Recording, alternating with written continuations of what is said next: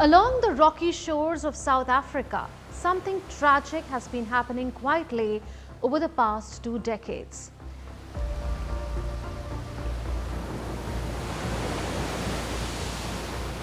Tens of thousands of African penguins have died, not because of oil spills or storms, but because they simply ran out of food. Scientists now estimate that more than 60,000 African penguins starved to death after sardine fish numbers collapsed along the South African coast. To understand how this happened, we need to take a look at penguins as a species. What makes African penguins different and how changes in the ocean pushed them to the brink. When most people think of penguins, they imagine icy landscapes in Antarctica. And it is true that many penguin species live in cold southern waters. Penguins are found almost entirely in the southern hemisphere across Antarctica, South America, Southern Africa, Australia and New Zealand. A few species even live close to the equator, like the Galapagos penguin. Despite popular belief, penguins are not polar animals by default. They are seabirds that depend on cold ocean currents, not snow. African penguins are especially unusual. They are the only penguin species that breeds on the African continent. Instead of ice and glaciers, they live on sandy beaches, rocky islands and warm coastlines. They nest in burrows or under bushes to escape the heat. Another distinctive feature is their loud braying call, which has earned them the name jackass penguins. They are also easily recognized by the black stripe across their chest and the pink patches above their eyes, which help regulate body temperature. Like all penguins, African penguins are expert swimmers. They use their flippers to fly through the water and rely almost entirely on small schooling fish for food. Sardines and anchovies are their only diet. This close dependence on a single food source makes them especially vulnerable when ocean conditions change.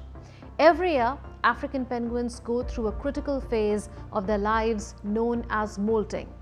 Molting is the process when they shed their old feathers and grow new ones.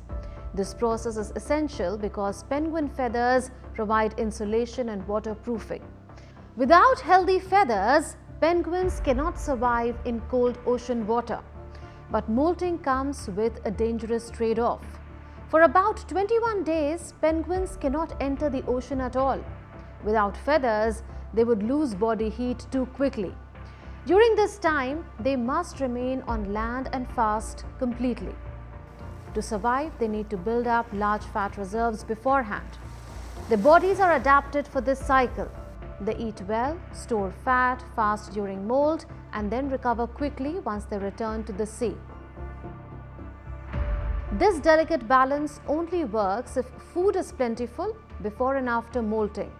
If penguins cannot find enough fish in the weeks leading up to molt, they simply do not have the energy reserves to survive the fast. That is exactly where the problem began. Since the early 2000s, sardine numbers off the west coast of South Africa have collapsed. According to researchers, from 2004 onwards, the biomass of sardines fell to less than 25% of its historical maximum in almost every year. This meant that penguins were entering the molting season already undernourished. Scientists from South Africa's Department of Forestry, Fisheries and the Environment, along with researchers from the University of Exeter in the UK, closely studied what happened next. They focused on two of the most important African penguin breeding sites, Dassen Island and Robben Island. In the early 2000s, these islands supported around 25,000 breeding pairs on Dassen and about 9,000 on Robben, making them central to the survival of the species. Using data collected between 1995 and 2015, researchers tracked breeding pairs, molting adults and survival rates. They also used capture mark recapture techniques to estimate how many adult penguins survived from one year to the next. When these figures were compared with fish availability, the link became clear. Adult survival, especially through the molting period, was strongly tied to how much prey was available. Between 2004 and 2011, researchers estimate that roughly 95% of the penguins that bred in 2004 at these two islands died within the next 8 years. Most of them likely starved during molt when they had no chance to compensate for a lack of food. In total, about 62,000 breeding African penguins were lost during this period. And this was not an isolated event. Similar declines were recorded across other colonies. Over the past 30 years, the global population of African penguins has fallen by nearly 80%. So why did sardines disappear? The answer lies in a combination of environmental change and human activity. Experts point to shifts in ocean temperature and salinity along the west and south coasts of South Africa. These changes made sardine breeding less successful in areas that were once reliable breeding grounds. At the same time, breeding became more successful further south, away from traditional penguin feeding zones. While the environment was changing, fishing pressure remained high. Sardines are heavily targeted by commercial fisheries, particularly purse seine fishing, which involves surrounding entire schools of fish with massive nests. At one point in 2006, exploitation rates reached as high as 80%, even as sardine stocks were already declining. This double pressure, that is, fewer fish being born and more fish being caught, left penguins competing for scraps. By the time penguins reached their molting season, many simply did not have enough fat to survive 3 weeks without food. Their evolutionary strategy, which had worked for thousands of years, failed in a rapidly changing ocean. The consequences have been severe. In 2024, African penguins were officially classified as critically endangered. Today, fewer than 10,000 breeding pairs are believed to remain. Without intervention, scientists warn that the species could disappear from the wild within decades. There is, however, still a window for action. Researchers stress that restoring sardine biomass in key penguin feeding areas is essential for long-term survival. In response, South Africa has taken some important steps.